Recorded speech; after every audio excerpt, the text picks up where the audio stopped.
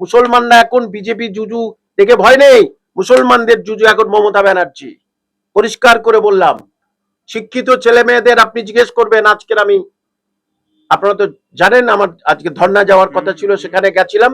মুসলিম ছেলেমেয়েরা বলছে এই সরকার চাই না, যে পারে আসে আসুক গে। তারা বলছে বিজেপি আসে আসুক গে, কিছু যায় আসে না, সবাইকে তো দেখি এবার বিজেপি দেখবো।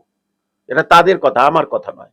আমি কোনো পার্টিকে সাপোর্ট করি না, যে যাকে খুশি ভোট দেবে। কিন্তু বর্তমানে যে বোরখা টোরখা পরে যে পৌঁছে যান, এটাও তো একটা ধর্মীয় রাজনীতির খেলা, বারবার যাচ্ছে।